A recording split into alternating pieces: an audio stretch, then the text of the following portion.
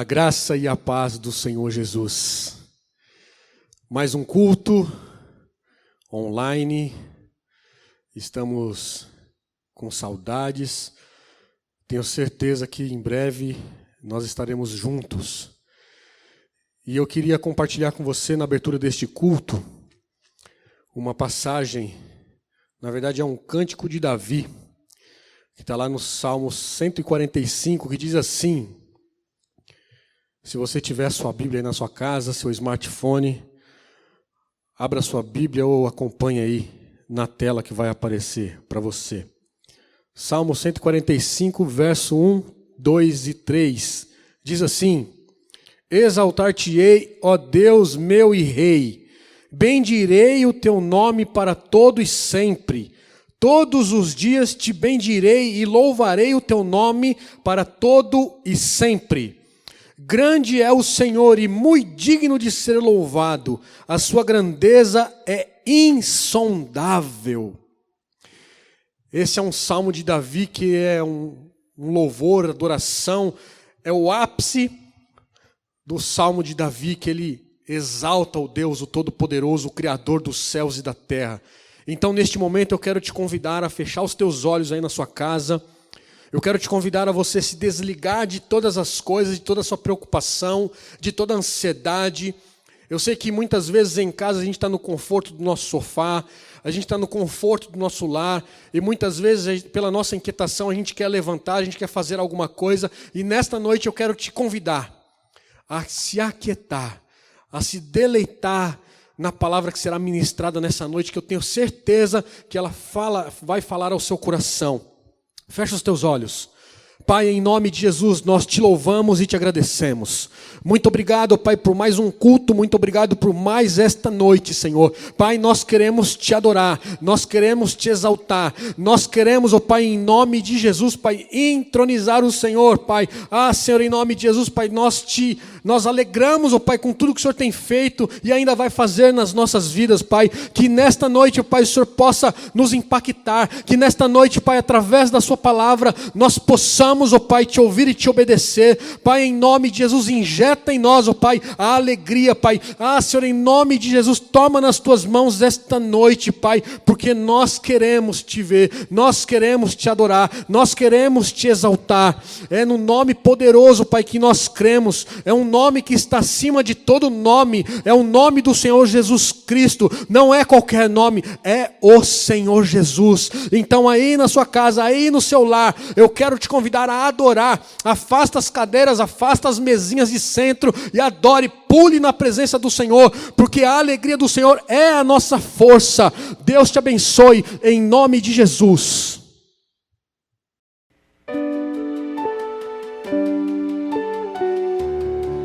No Salmo 51, Davi está passando por um momento de arrependimento pelos seus pecados, e ele pede: Senhor, cria em mim um coração puro, mas não retires o teu espírito, não retires a tua presença de mim, Senhor.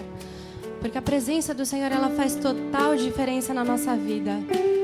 É a presença do Senhor que nos sustenta para os dias difíceis que nós vivemos.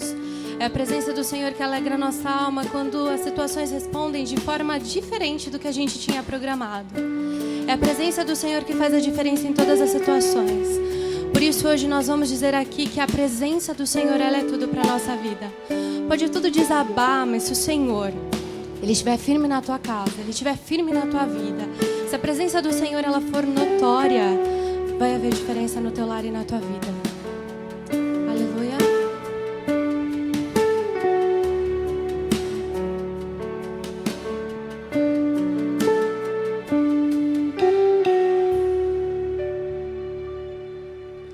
Não existe Deus como o Senhor.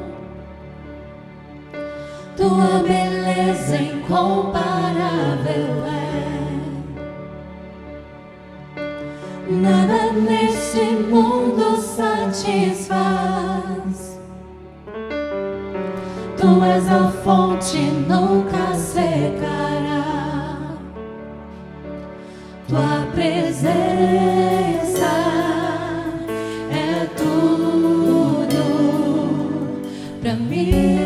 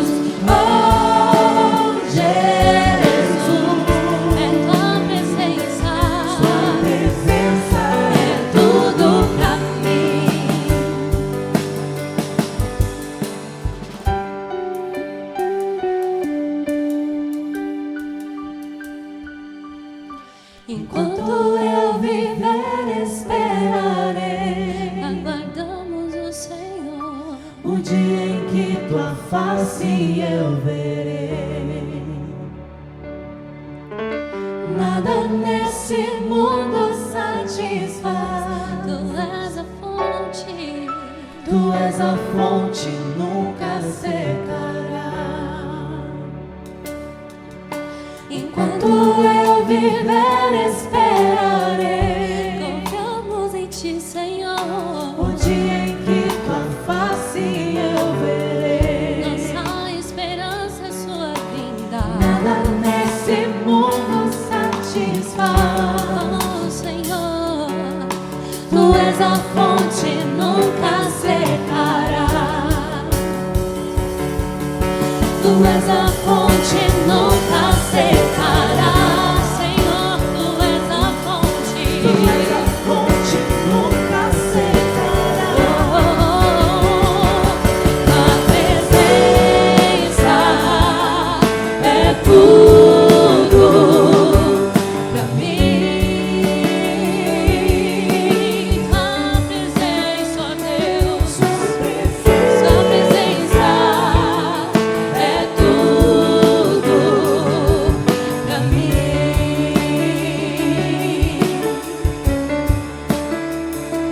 Sua presença é tudo pra mim. Tua presença. Sua presença é tudo pra mim.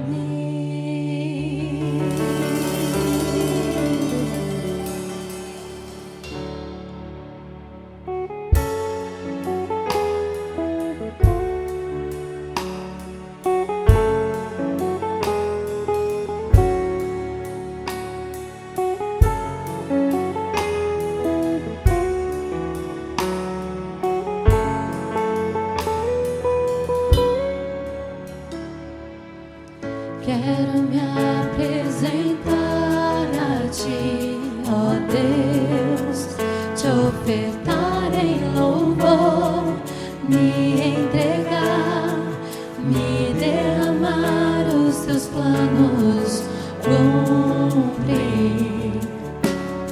Que possas achar em mim a voz que deseja ouvir, que toca o Espírito, abre os céus e enche o Teu coração. Ser reconhecido, marcado por transformação, provado pelo fogo, habilitado pela unção. Sabe todos os meus dias, que pra vida e para a morte eu vou andar com Deus. O Senhor conhece os que são seus, ouve a voz sincera de um adorador. Me separou, me marcou no Seu altar para servir.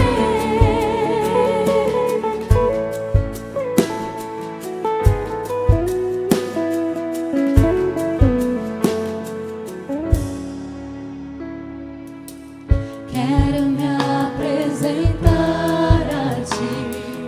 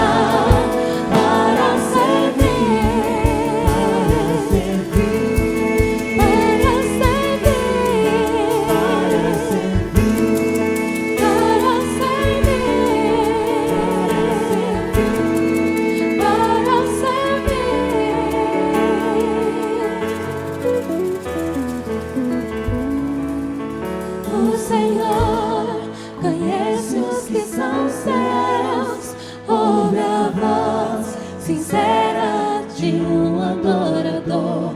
Me separou, me marcou no seu altar para servir.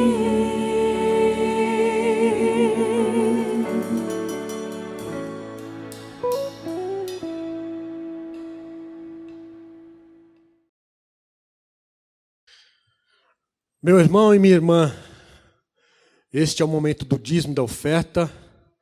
Este é um momento, melhor dizendo, é uma oportunidade de nós continuarmos adorando o Senhor, dizimando e ofertando. A conta da igreja está aparecendo aqui na tela. Tome nota, seja fiel, né, para que nós possamos manter a casa do Senhor. Embora a igreja esteja fechada, mas nós temos os compromissos que eles não param de chegar. E o que eu quero compartilhar com você nesta noite é o que está lá no Salmos 146. O Senhor está querendo falar com você hoje através dos Salmos. E olha só o que diz lá, Salmos 146. Abra sua Bíblia ou nos acompanhe na tela. Diz assim: Aleluia! Louva, ó minha alma, ao Senhor. Louvarei ao Senhor durante a minha vida. Cantarei louvores ao meu Deus enquanto eu viver. Não confieis em príncipe, nem nos filhos dos homens, e em quem não há salvação. Sai-lhes o espírito, e eles tornam ao pó. Nesse mesmo dia perecem todos os seus desígnios. Prestem atenção no 5. Bem-aventurado, esse bem-aventurado é alegre. Aquele que tem o Deus de Jacó por seu auxílio, cuja esperança está no Senhor, o seu Deus, que fez os céus e a terra, o mar e tudo o que neles há, e mantém para sempre a sua fidelidade. Quem faz justiça aos oprimidos e dá pão aos que têm fome. O Senhor liberta os encarcerados. O Senhor abre os olhos aos cegos. O Senhor levanta os abatidos. O Senhor ama os justos. O Senhor guarda o peregrino, ampara o órfão e a viúva, porém transtorna o caminho dos ímpios. E por fim o verso 10. O Senhor reina para sempre. O teu Deus, ó Sião, reina de geração em geração. Aleluia. Sabe, queridos, eu sempre digo e eu vou sempre repetir isso para vocês. Dízimo e oferta, irmãos, é adoração. Dízimo e oferta é primícia. Dízimo e oferta é fidelidade. Dízimo e oferta é um compromisso que eu tenho com aquilo que o Senhor já fez comigo. Não é troca. É apenas cumprir a fidelidade. Cumprir aquilo que está escrito na palavra do Senhor. Então eu quero te desafiar aí na sua casa. Você já deve ter tomado nota, porque os dados da conta bancária da igreja já apareceu aí na tela. Se você não tomou nota, vai lá no YouTube ou nas mídias sociais da nossa igreja. Você pode tomar nota. Seja fiel e tudo aquilo que o Senhor tem te dado é apenas 10%. A oferta é livre, você doa quanto você quiser. Você que está em casa, que não faz parte do Ministério Igreja Batista Manaim, você não precisa dizimar na Igreja Batista Manaim. Você dizima onde você se alimenta, mas você tem liberdade de ofertar aquilo que Deus colocar no seu coração. Seja fiel ao Senhor. Seja, além de ser fiel, seja obediente à palavra dEle. Então dizime oferta, e eu quero te abençoar. Eu quero dizer a você que o Senhor não fica devendo nada a ninguém. No momento oportuno, Ele vai abrir as janelas do céu sobre a sua vida, sobre a sua casa, sobre os seus bens materiais, sobre as suas finanças, sobre os seus negócios. Tudo aquilo, a palavra do Senhor diz com promessa lá em Deuteronômio, tudo aquilo que nós colocarmos as nossas mãos prosperaria. Então medite nessa palavra e Deus te abençoe em nome de Jesus. Pai, nós queremos te adorar. Muito obrigado, Pai, pelos recursos, pelas pessoas que dizimaram e ofertaram na casa do Senhor. Pai, em nome de Jesus, que o Senhor possa multiplicar, que o Senhor possa, Senhor, continuar abençoando a casa, continuar abençoando, Pai, as finanças, continuar abençoando os celeiros. Pai, em nome de Jesus, a semente é o Senhor que nos dá para semear, para plantar. Pai, que isso nós não venhamos perder de vista, porque nós cremos em Ti, nós cremos num Deus todo-poderoso, nós cremos num Deus que abre as portas, nós cremos num Deus que abre o mar, nós cremos num Deus que aquieta o mar. Senhor, em nome de Jesus, muito obrigado pelos dizimistas e ofertantes da sua casa, em nome de Jesus, amém. E queridos, e neste momento, eu quero chamar o pregador desta noite, pastor Júnior, ele que vai nos dirigir a palavra nesta noite, e eu gostaria que aí na sua casa, mesmo que tão distante, você abençoasse a vida do pastor Júnior, que você orasse pela vida dele, que você profetizasse sobre a vida dele, que você pedisse ao Senhor que não é aquilo que você quer ouvir, mas aquilo que você precisa ouvir nesta noite, em nome de Jesus. Pai, eu te louvo e te agradeço pela vida do teu servo, que nesta noite, Pai, o Senhor possa usá-lo, Pai, de uma maneira sobrenatural, com unção, capacitação, revelação do alto e sublime trono, Senhor. Pai, em nome de Jesus, derrama sobre a vida dele, Pai, uma unção sobrenatural. Pai, que toda palavra que sair dos seus lábios, ó Pai, venha de encontro aos nossos corações. Pai, seja como lança, seja como fogo a queimar nos nossos corações. Incendeie a sua igreja, incendeie o povo que está assistindo pela internet, assistindo pelo culto ao vivo, online, melhor dizendo. Pai, abençoe a vida do teu filho. Eu já te peço e te agradeço e abençoo no nome do Pai, do Filho e do Espírito Santo do Senhor. Amém.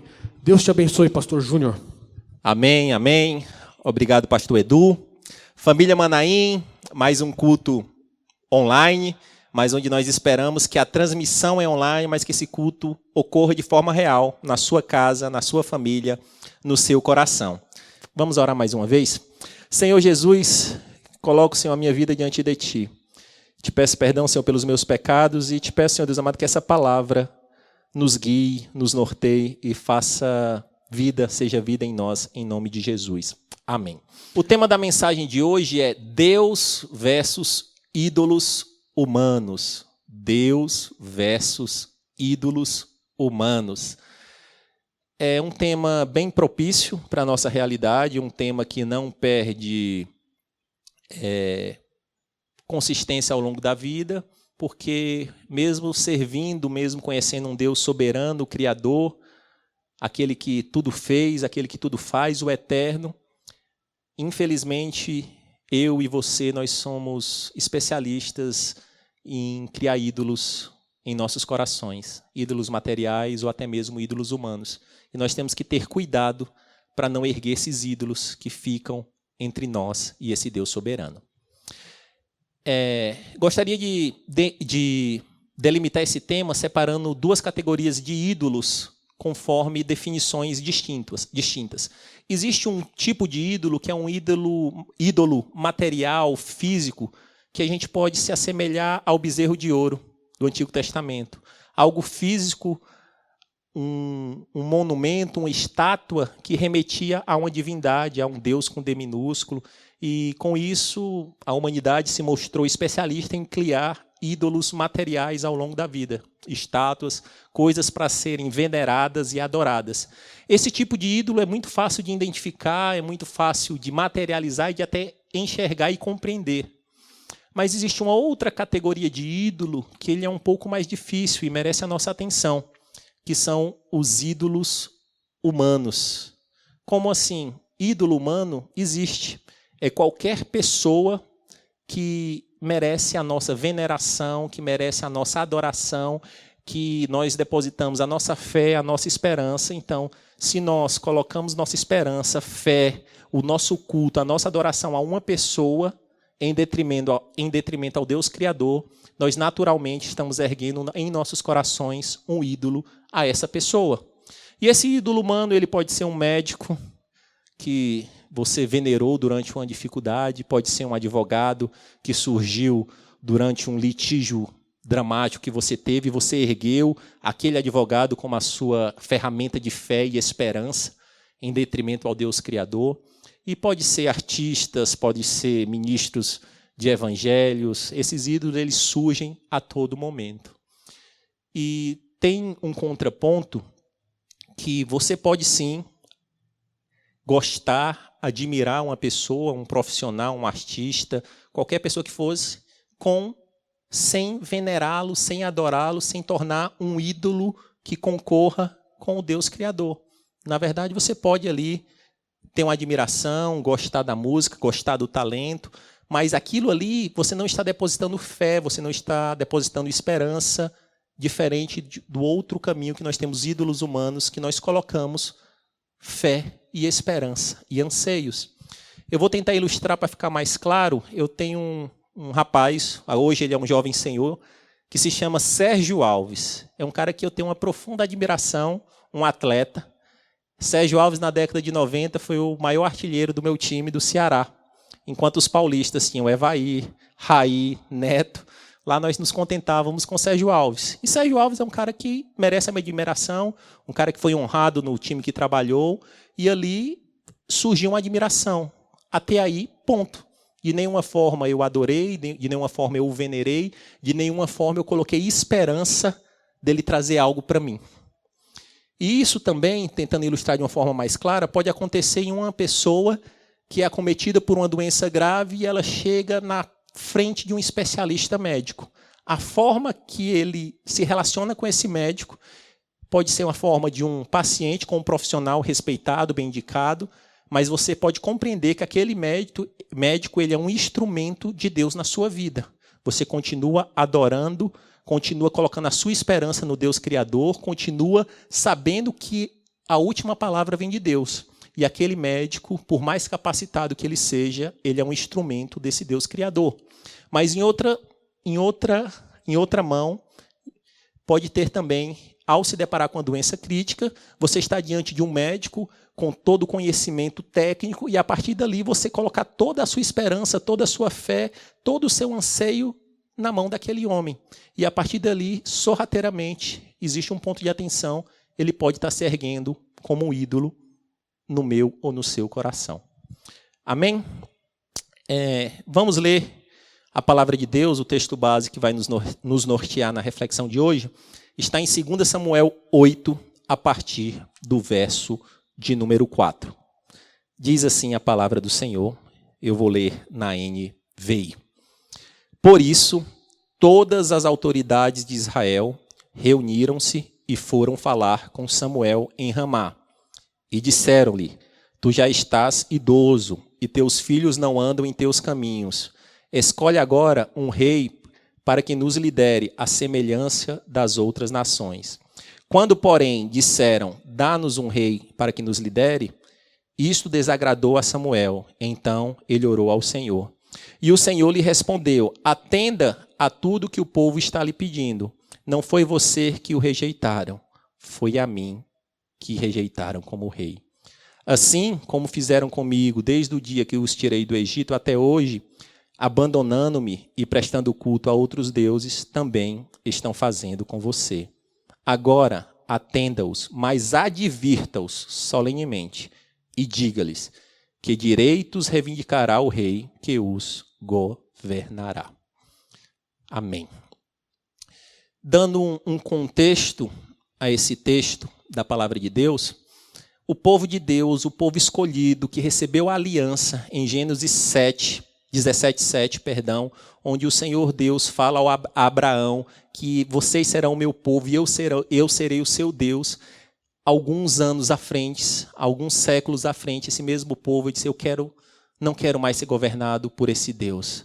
Na verdade, agora eu quero ser igual aos outros povos. Eu preciso de um rei físico, forte. Eu preciso de um rei que se estabeleça igual às outras nações.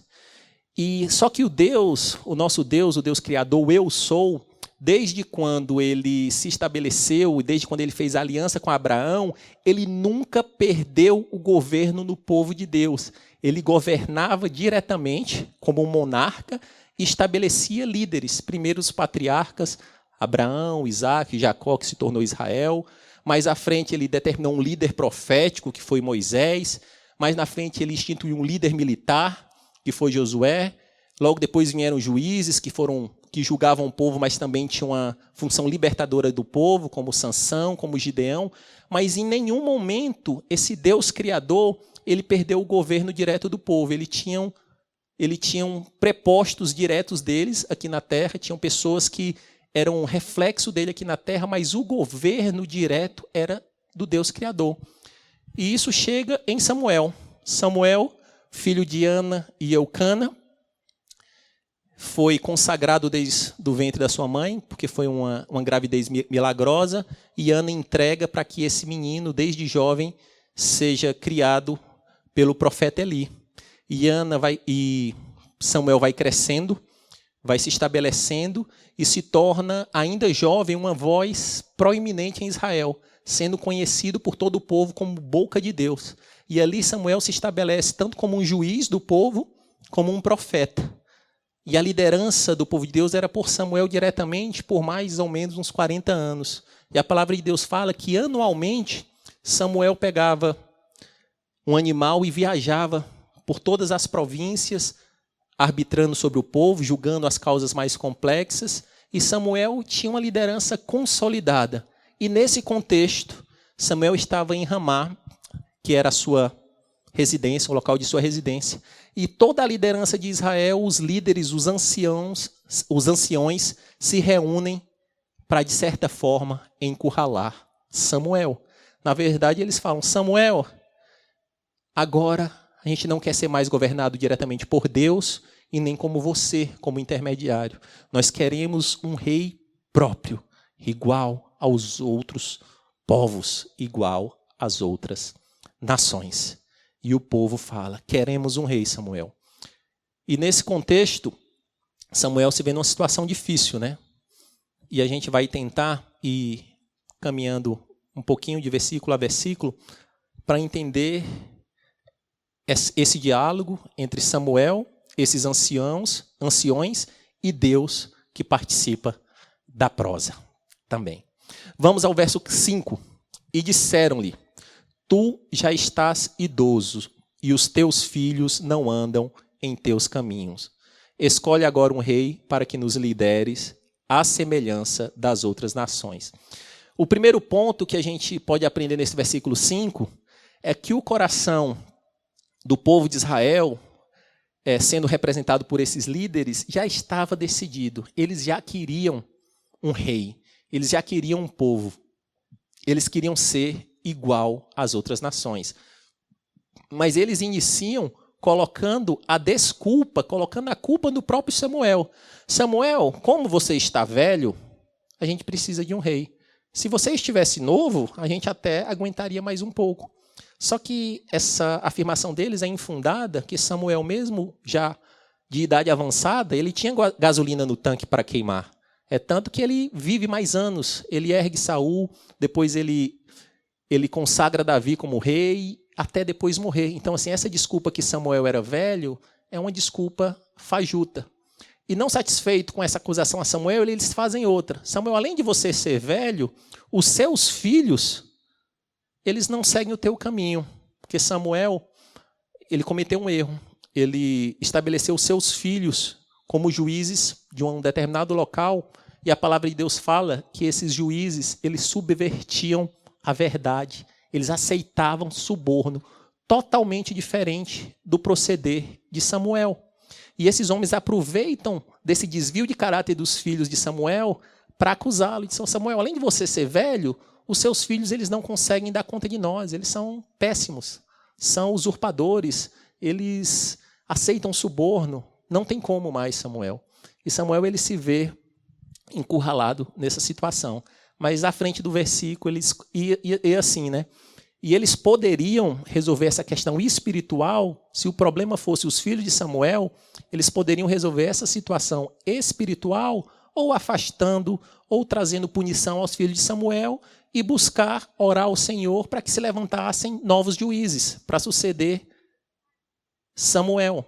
Mas eles não quiseram isso. Na verdade, eles quiseram pegar esse contexto para acusar Samuel, porque, na verdade, o que eles queriam desde o início era que um rei fosse erguido, que um rei fosse levantado, para que eles tivessem a mesma concepção das outras nações, das nações inimigas.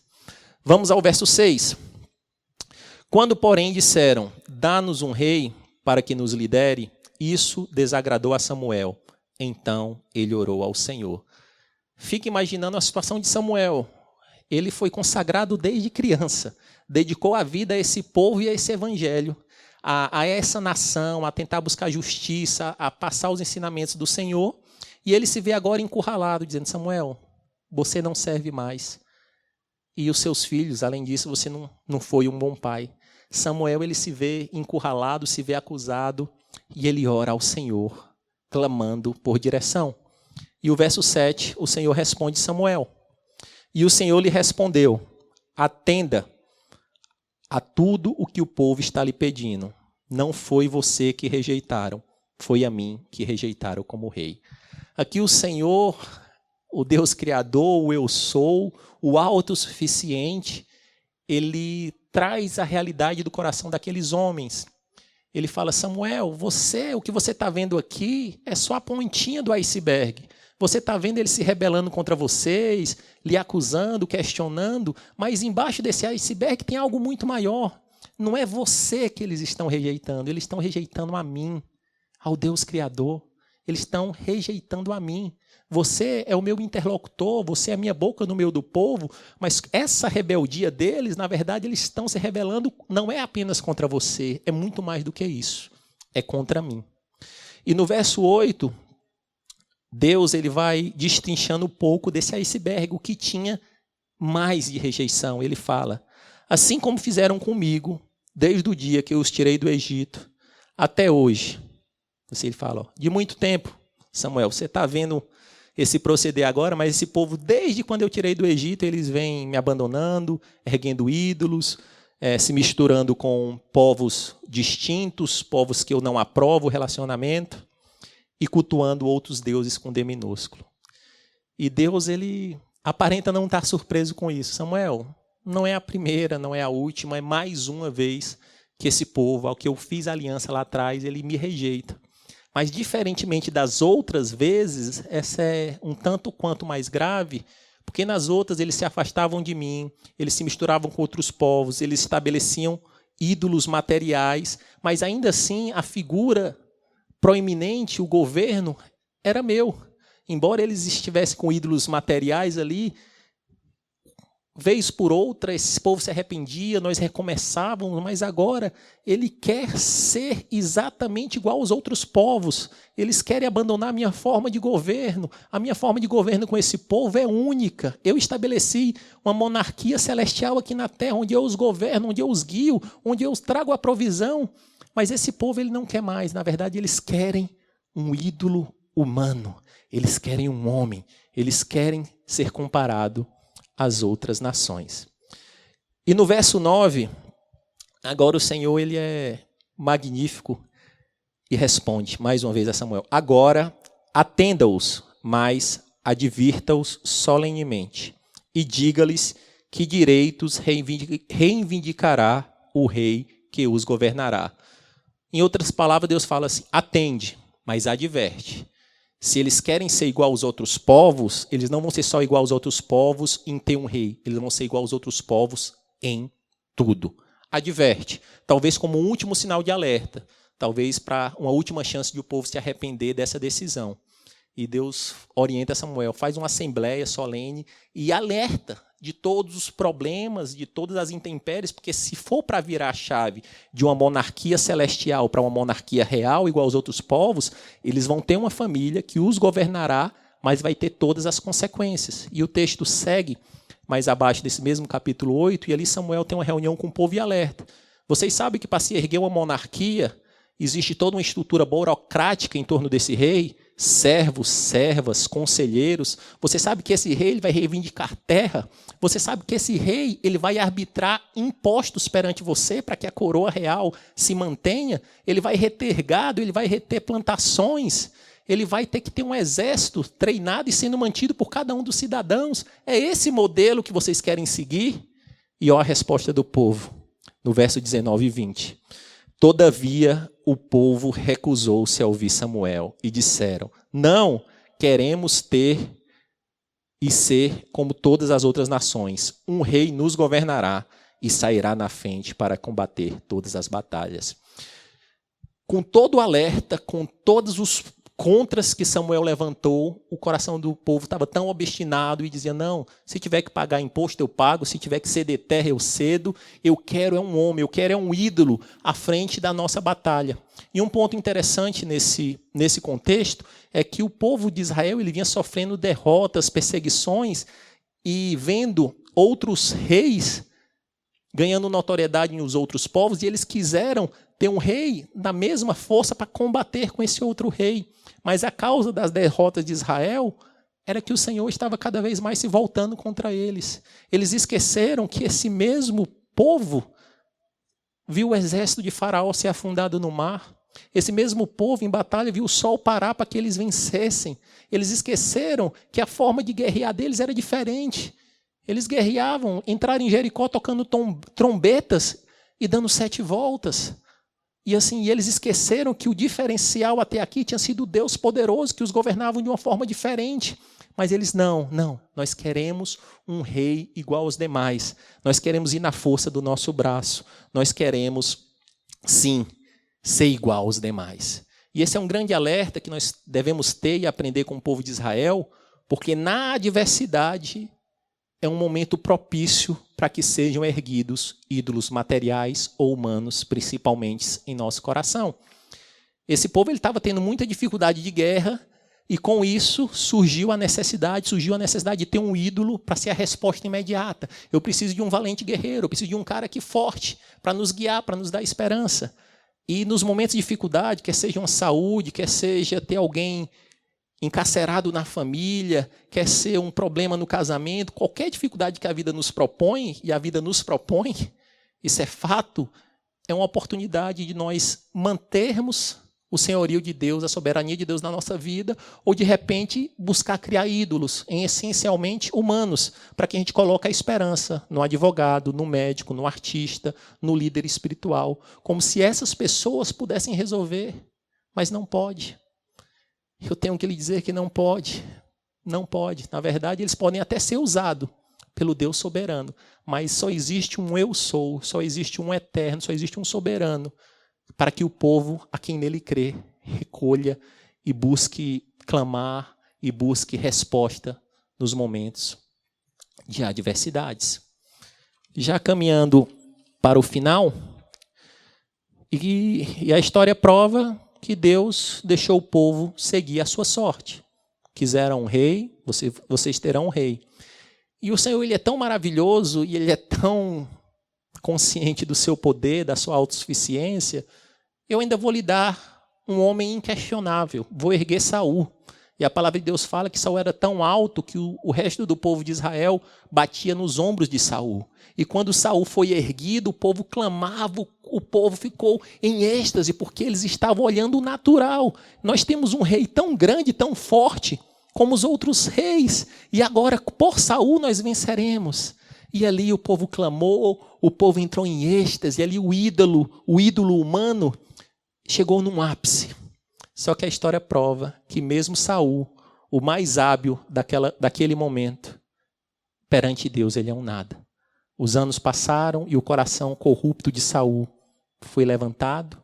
Ele começou a ter uma visão superior de si mesmo. O poder foi instigando e ele passou a ter dificuldade em sujeição a Samuel e ao próprio Deus. E chega um momento que ele é sacado, né? Chega um momento que Deus fala: Saul, não dá mais. Nós não vamos seguir mais com a sua linhagem, vamos ter que erguer outro rei. E assim Saul é sacado. Saul é tirado. Aquele grande ídolo, motivo de esperança do povo, algumas décadas depois ele foi dilacerado, porque foi comprovado que ele não tinha condições de ser um governante íntegro, um governante que pudesse suprir o que só o Deus eterno supriria e vinha suprindo aquele povo. E aí a história ela vai se sucedendo, entra no reis e profetas vão guiando o povo, alguns reis bons, tipo rei Davi, rei Ezequias, rei Josias, alguns reis maus, tipo Acabe, tipo Roboão, alguns profetas de maior relevância, alguns profetas de menor relevância, alguns profetas sendo condicionados, assim, vivendo no mesmo momento de reis bons, que foi o que aconteceu com Ezequias e Isaías, aí caminhou muito bem, mas ainda assim esse povo ele foi caminhando num formato diferente, em monarquias, até que chega um momento que o povo é entregue a um segundo cativeiro, o cativeiro babilônico, passam lá mais 70 anos, e ali são liberados, porque surge um novo império mundial, que não é mais o babilônico, surge o império medo-persa, e ali tem uma sucessão de anos, surge o Império Grego, chega o Império Romano, e esse povo que estava lá clamando por uma monarquia, ele já não tinha mais rei, ele já não tinha mais uma estrutura, ele estava disperso. E quase 1000 anos depois, desde o momento que eles pediram para romper com Samuel, agora já perto do nascimento do nosso Senhor Jesus Cristo, se passaram quase 1000 anos, e esse povo, o povo de Israel, eles estavam sobre duplo jugo. Eles estavam sobre um duplo jugo. Um jugo romano, que era um jugo forte de impostos governamentais. Eles não tinham reis, na verdade, eles tinham que seguir uma outra estrutura monárquica. E de imperador, no caso, né? E do outro lado, eles estavam sendo oprimidos, opressos, subjugados religiosamente por escribas e fariseus, que davam fardos maior do que o que eles poderiam suportar. Então, assim, o resultado desse desvinculamento de Deus, assim, e é bem interessante que chega um momento da história que, por 400 anos, existe um grande silêncio. Por 400 anos, existe ausência de profetas entre o povo de Deus nesse período intertestamentário. E esse povo ele vai vivendo nesse contexto. Só que o interessante é que desses profetas proeminentes, desses profetas relevantes, tem 2 que merecem destaques. Um deles, há 600 anos de Cristo, o profeta Jeremias, no capítulo 31, verso 31, o que é que ele escreveu? Estão chegando dias, declara o Senhor, quando farei uma nova aliança com a comunidade de Israel e com a comunidade de Judá. Ali Jeremias ele já estava dizendo, sabe aquela aliança que vocês tinham, aquele outro formato, que vocês quebravam repetidamente, se rebelavam repetidamente, ainda assim, esse Deus amoroso, misericordioso, ele está reorganizando todas as coisas para nos proporcionar uma nova aliança em Cristo Jesus.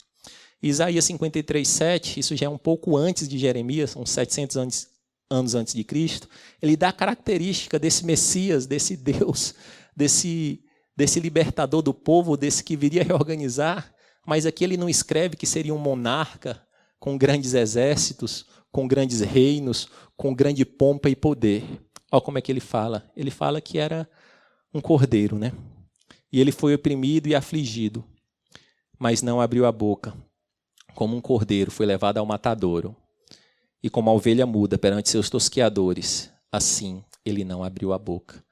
Esses 2 profetas e demais outros profetas, eles começam a sinalizar que ainda assim Deus teria misericórdia do povo, que ele estabeleceria uma nova aliança, uma aliança em Cristo Jesus, que nós entraríamos na era da graça, onde nós somos salvos pela fé, e que essa nova era, esse novo momento seria expandido. Essa aliança não era uma aliança restrita aos judeus, seria uma aliança aberta a todo aquele que crê em Jesus como Filho de Deus. E essa aliança ela serve para judeus, gentios, ricos e pobres, gregos, romanos, brasileiros. Serve para todos. Essa aliança continua disponível. Mas o que a gente percebe é que, como aquele povo de Israel, muitas vezes as pessoas, não, eu não quero, não, você vai ter consequência em não servir esse Deus, você vai ser subjugado, você vai ter uma série de coisas. Eles, não, mas eu quero um ídolo humano. Eu quero nem que esse ídolo humano seja você mesmo. Pessoas onde colocam toda a fé, força em si mesmo, acham que pelas suas capacidades, pelas suas convicções vão conseguir ter êxito na vida, ter a paz. E só existe um caminho de reconciliação, e é Cristo, é Jesus Cristo. Ele, através do seu sangue, do seu sacrifício, ele nos redimiu. Ele nos proporcionou uma nova aliança. Esse Deus que ele é misericordioso, ele quis restabelecer uma forma de governo igual antes. Assim, eu quero governar esse povo mais diretamente. E agora ele estabelece uma outra forma ampliada para todo aquele que crê em Jesus Cristo. Receberá o Espírito Santo. E ali eu passarei a ter um governo direto com ele, através do meu Espírito. Assim, essa forma de monarquia celestial, ela foi estabelecida de outra forma. Agora você tem parte de mim. O Espírito Santo está dentro de você para lhe governar, para lhe guiar nas decisões, no que fazer, no que não fazer, no testemunho para dar. Mas isso está disponível aos que aceitam esse Cristo como Senhor e Salvador. Esse é um ponto. E já para finalizar, e Jesus ele vem, quebra todas as expectativas de riqueza, de poder, de estrutura. Ele vem como filho de carpinteiro. Ele vem numa inversão de valores, né, onde os reinados, os monarcas, quanto mais pessoas o servindo, quanto mais tesouros guardados, quanto mais situações em seu entorno mostrava que ele era um bom rei, e ali ele vem, pega 12 improváveis, e ali ele começa a amar, discipular, profetizar, e ali ele se estabelece o canal direto de Deus, mas de uma forma ampliada. Ali ele profetizou, ali ele se estabeleceu como o grande sacerdote. Existiam sacerdotes antes, mas depois do sacrifício na cruz, ele é o grande e verdadeiro sacerdote, porque o véu se rasgou, e ele permitiu que todos nós tivéssemos acesso ao Deus Criador, ao nosso Pai. Ele se estabelece como um bom pastor, aquele que pastoreia, aquele que a palavra diz que as minhas ovelhas ouvirão a minha voz. Ele se estabelece como o Rei dos Reis, Senhor dos Senhores, o nome que está acima de todo nome. E para o último verso que eu queria ler, está em Filipenses 2, verso 9 ao 11, bem conhecido. Por isso Deus o exaltou à mais alta posição e lhe deu o nome que está acima de todo nome, para que o nome de Jesus se dobre joelho no céu, na terra e debaixo da terra, e toda língua confesse que Jesus Cristo é o Senhor, para a glória de Deus Pai. E já nesse final, meu irmão, queria que você tivesse um momento de reflexão na sua casa, que você baixasse a sua cabeça, buscasse ter um momento de concentração, um momento de reflexão, como está a sua vida perante o Senhor e como está a minha vida perante o Senhor. Cada um dá conta da sua própria vida. E essa voz, esse diálogo de Deus com Samuel, ele continua vivo hoje. Samuel dizendo: Senhor, eles me rejeitam. Ele: Samuel, isso é muito pouco.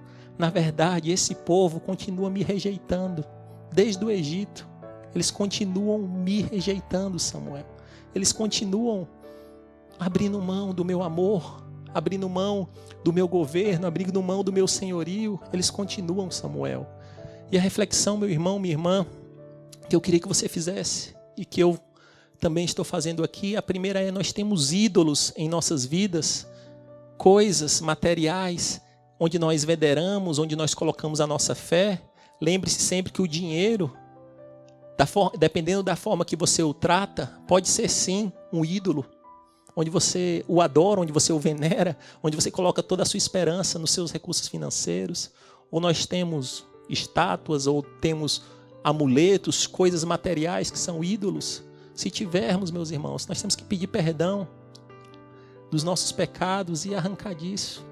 Será, meu irmão, que nós não temos muito mais grave, até na minha humilde concepção, do que ídolos materiais que são facilmente identificados? Será que eu e você não temos ídolos humanos guardados no nosso coração, onde nós adoramos, onde nós colocamos a nossa esperança? Será que todo esse embate político, onde pessoas brigam por séculos e séculos, continua a discussão sobre política, sobre lado A, lado B, não são pessoas criando ídolos para adorar, para venerar, para colocar esperança? Uma coisa é nós cumprimos o que a palavra de Deus diz, que é orar por toda a liderança, que a liderança é instituída por Deus, sim. Uma coisa é orar para que Deus dê boa orientação, sabedoria, isto é uma coisa. Mas você colocar toda a sua esperança, toda a sua fé em homens, quer seja políticos, ministros, economistas, profissionais de saúde, judiciário, até mesmo autoridades religiosas. Não, só existe um caminho, só existe uma verdade, só existe uma vida, e é Jesus Cristo. Só Ele pode nos dar a reconciliação com o Pai, estabelecer um governo com o Deus soberano em nossas vidas. E uma outra reflexão que nós temos que ter também, meus irmãos, é se mesmo tendo aceitado Cristo, sendo salvo, nós ainda não negociamos com Ele a soberania da nossa vida.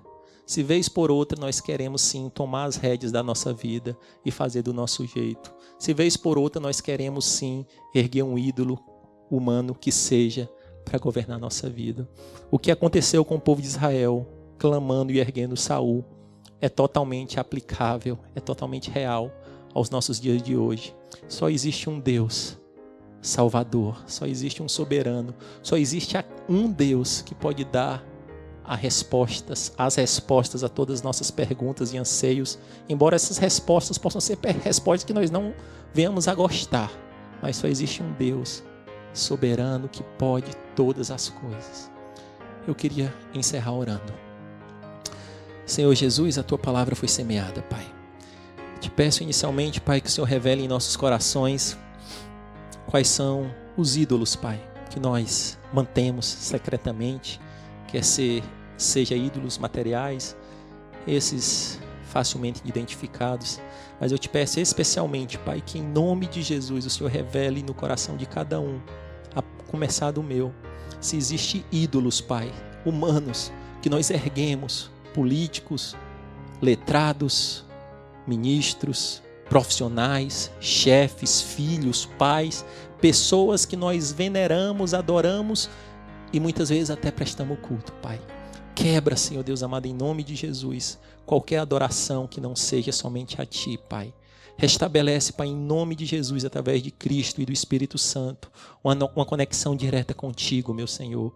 Nós colocamos, Pai, em nome de Jesus, as nossas vidas. Toma, Senhor Deus amado, o controle total e absoluto e restrito das nossas vidas.